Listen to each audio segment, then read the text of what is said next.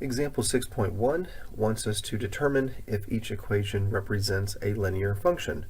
If so, then we're going to define such a linear function. So we're looking at just the equation aspect of things, and if the equation takes on the right format, then we can use it to then define the function.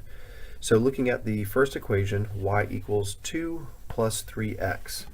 And if I was to switch the two terms on the right, it would look like this: y equals 3x plus 2, where 3 represents the m and 2 represents the b. So we certainly would have the mx plus b format here. So this does define a function for us if we wanted to.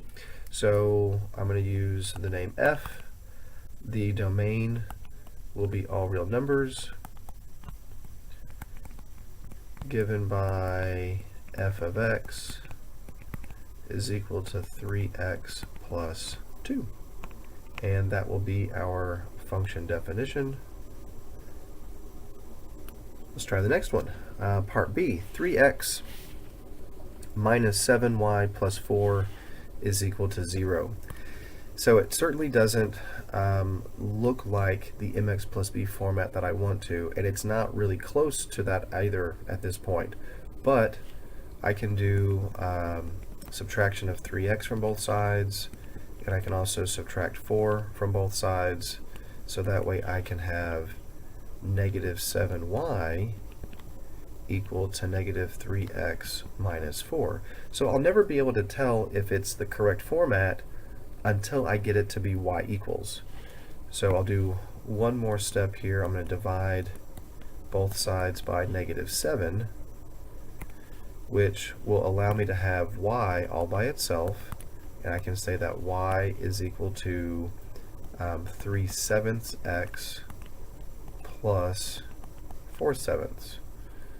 So m is your 3/7 and b is 4/7, and those are both real numbers, so this is a perfectly acceptable equation. So I'm going to use the name g here. The domain for this function will be all real numbers given by the equation g of x is equal to 3/7 x plus 4/7. And there is our function definition. Part C, we have y equals x times 4 plus 3x.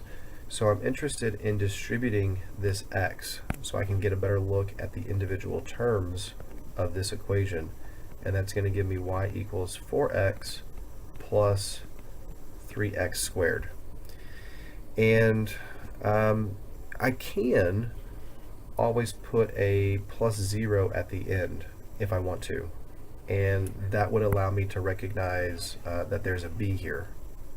And I can also recognize that there is an m right here with the 4, but there's this extra term here of 3x squared, and I can't combine that with any of the other terms that are here. It is its own type of term, and I don't want it there. And you may recognize this already as being a squaring term, like what we had with the squaring function back with our parent functions, and this is not going to be considered linear. This is going to be something beyond the scope of what we're going to study in this section. So I can say this is not a linear function. So no way for us to make that a linear function. It's going to be something bigger than that. All right, so let's look at part D. Part D, y minus 4 equals 3 times 1 minus 2x. Again, I need to distribute here so I can get a better look at what the terms look like. Y minus 4 equals 3 minus 6x. And then I'm going to add 4 to both sides, and that's going to result in y equals 7 minus 6x. And so then I might switch the order there and write this as y equals negative 6x plus 7. So when it switches, the negative stays attached to the 6x, and that looks like mx plus b to me. So let's call this one h. H will have a domain of all real numbers given by h of x is equal to negative 6x plus 7. That'll be our function definition there. And the last one is going to be e. And for e, we have 1 minus 5x divided by 4. So immediately, I hope that you're thinking, ooh, divide by. There could be a division by 0. Well, just because you have division does not always mean that you're going to have a division by 0, because here we're dividing by 4. And it's always going to be 4 because it's just a constant. So if there's no variable in the denominator, then there's no possibility that there could ever be a 0 down there if it says 4. So we don't have to worry about any division by 0, but what I would want to do is take everything in the numerator, each term from the numerator, and divide it by 4. So I can separate this into 2 fractions instead of just have it written as 1. So this is going to say 1/4 minus 5/4 of x. And then of course I can rewrite that to be negative 5/4 x plus 1/4. So it has that mx plus b form to it, in which case I would then call this a linear function. So k,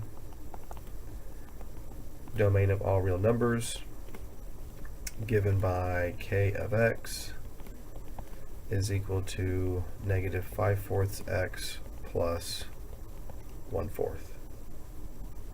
And that'll be our function definition for part E.